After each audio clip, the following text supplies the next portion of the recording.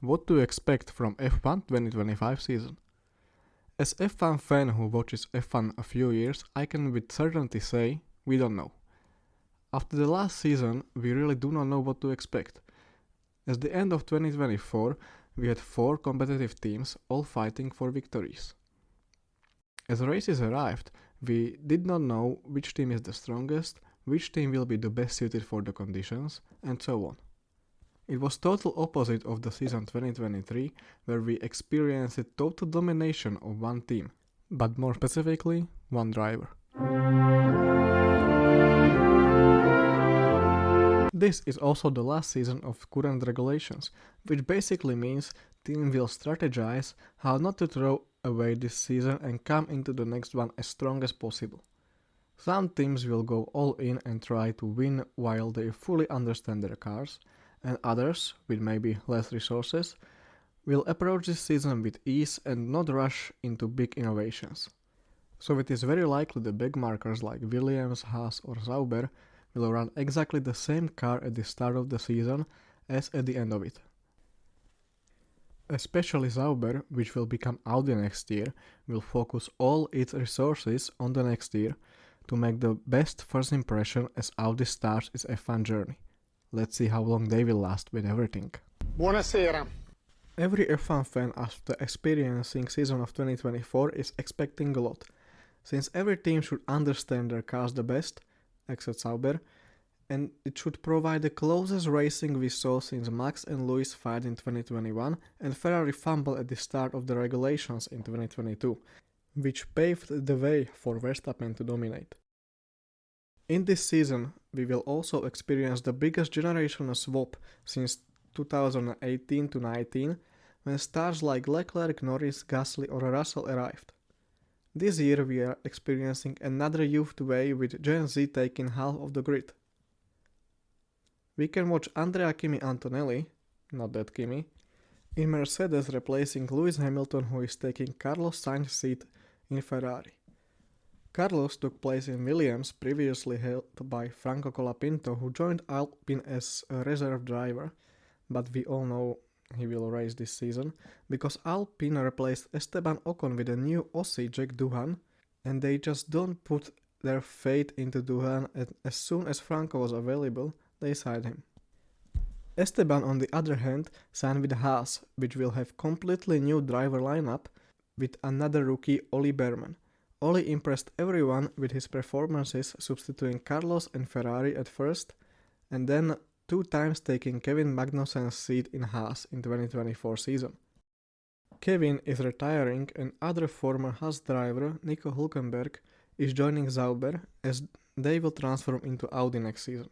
Sauber has chosen a rookie Gabriel Bortoleto, 2024 F2 champion, to partner Nico.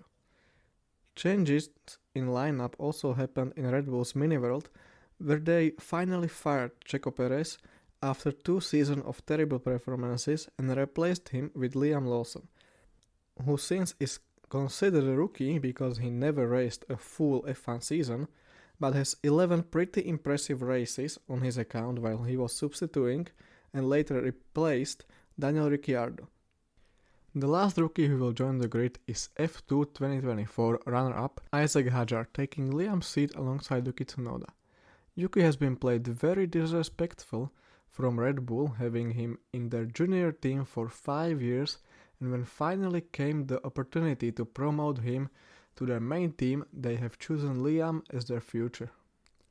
And of course, the best rookie of all time, Fernando Alonso, is on the grid driving for Aston Martin. It will definitely be a cinema watching these drivers after all these mashups, and the Netflix will have many stories to cover in Drive to Survive. The cinema it already is, just watching the dynamics between all the rookies and their humor. I'm really looking forward, especially for Monaco, with all these confident rookies smashing into walls. Attention. Who do you think will be your closest rookie battle this year? I hope Kimi. Fernando. But no, between the rookies. I wouldn't say Fernando. Fernando's a rookie. Fernando Alonso. He's a rookie. Yeah. At the end of 2024, 4 most competitive teams were all good in the different types of conditions.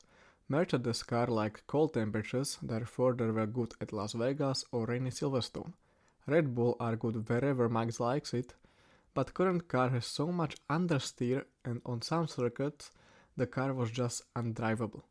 But McLaren had on the average the best car, and that's probably the reason why they won the constructors, but Ferrari were close. Based on those facts, we can assume if the teams are not gonna make some big changes to the cars, we will have similar pattern in 2025. Since we have all racetracks from previous season just in a different order, if there is no change in conditions, like weather, we can almost safely count on these patterns. Another factor that can influence the championship is the wind tunnel time restriction for winners of the previous championship. So situation like Mercedes in 2022, where they won the constructors in 2021, and in 2022 they did not understand their car whatsoever. We can argue if it was cause of the less wind tunnel time, their overconfidence after years of dominance, or completely wrong zero-pod concept, which teared them down, and this failure haunts Toto Wolff to this day. So the answer to the question what to expect is, let's see. We hope this season will be continuation of the last one and give us something unexpected and unforgettable. And at the end, here are some minor rule changes that will apply from this season. Extra point for fastest lap is being removed. I genuinely feel disappointed. I know there were many tactics how to misuse this extra point from the back markers, but it added at least a little bit of extra drama at the end of the Grand Prix. Someone would have a gap just to make a safe pit stop, and you were watching the pit crew if they can make the last pit stop right so the driver will not lose any position. And the rule gave us some good and entertaining moments, although from drivers and teams' point of view it was more of a headache than fun rule. New flexi wings are being banned also. FIA want to prevent teams from using flexible front and rear wings, something like what we saw in Azerbaijan with McLaren. With the new 2026 regulations, when we are going to have an active aerodynamics, I think banning flexible wings now is not the right choice.